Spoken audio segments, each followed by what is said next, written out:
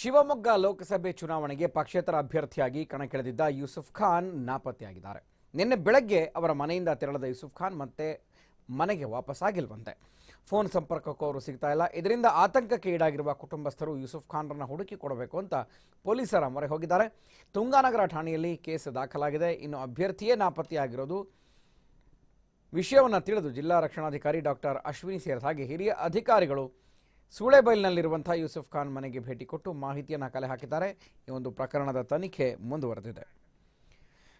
ಶಿವಮೊಗ್ಗ ಲೋಕಸಭೆ ಚುನಾವಣೆಗೆ ಪಕ್ಷೇತರ ಅಭ್ಯರ್ಥಿಯಾಗಿ ಕಣಕ್ಕಿಳಿದಿರುವಂಥ ಯೂಸುಫ್ ಖಾನ್ ನಾಪತ್ತೆಯಾಗಿದ್ದಾರೆ. ಬಗ್ಗೆ ಮತ್ತಷ್ಟು ಮಾಹಿತಿಯನ್ನು ನಮ್ಮ ಪ್ರತಿನಿಧಿ ನವೀನ್ ಕೊಡ್ತಾರೆ. ನವೀನ್, ಪಕ್ಷೇತರ ಅಭ್ಯರ್ಥಿ ಎರಡನೇ ಹಂತದಲ್ಲಿ ಮತದಾನ ನಡೀತಾ ಇದೆ, ಆದರೆ ನಿನ್ನೆಯಿಂದ ಯೂಸುಫ್ ಖಾನ್ ಕಾಣಿಸ್ತಾ ಇಲ್ಲ.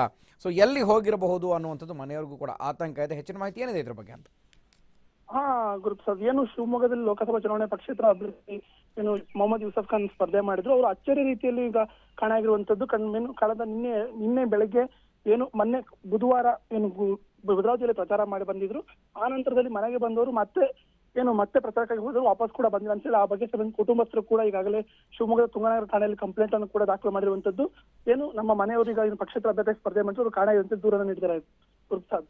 ಓಕೆ, ಸೊ ಅಲ್ಲ, ಈಗ ಪಕ್ಷೇತರ ಅಭ್ಯರ್ಥಿ ಜೊತೆಗೆ ನಿನ್ನೆಯಿಂದ ಕಾಣಿಸ್ತಾ ಇಲ್ಲ ಅನ್ನುವಂಥದ್ದು ಪೊಲೀಸರು ಯಾವ ರೀತಿ ತನಿಖೆಯನ್ನು ತೆಗೆದುಕೊಂಡಿದ್ದಾರೆ, ಸೊ ಯಾವ ರೀತಿ ವಿಚಾರಣೆಯನ್ನು ನಡೆಸ್ತಾ ಇದ್ದಾರೆ ಬೇರೆ ಬೇರೆ ಕಡೆ ಅಂತ ಮನೆಯವರು ಆತಂಕಕ್ಕೀಡಾಗಿದ್ದಾರೆ. ಏನು ಹೇಳ್ತಾರೆ? ಏನಾದರೂ ಕ್ಲೂಸ್ ಇತ್ತಾ ಅಥವಾ ಬೇರೆ ಏನಾದರೂ ಥ್ರೆಟ್ನಿಂಗ್ ಇತ್ತಾ, ಹೇಗೆ ಅಂತ?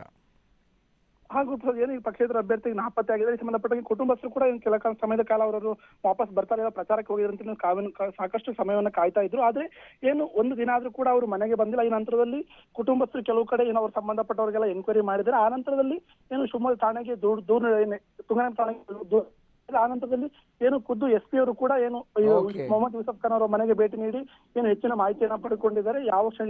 ಅವರು ಮೊಬೈಲ್ ಕೂಡ ಮನೆಯಲ್ಲಿ ಬಿಟ್ಟು ಹೋಗಿದ್ರಿಂದ ಪೊಲೀಸರು ಕೂಡ ತನಿಖೆಯನ್ನ ಈಗಾಗಲೇ ಮುಂದುವರಿಸಿರುವಂತದ್ದು Guruprasad. Okay, thank you Naveen ಮಾಹಿತಿಗೆ.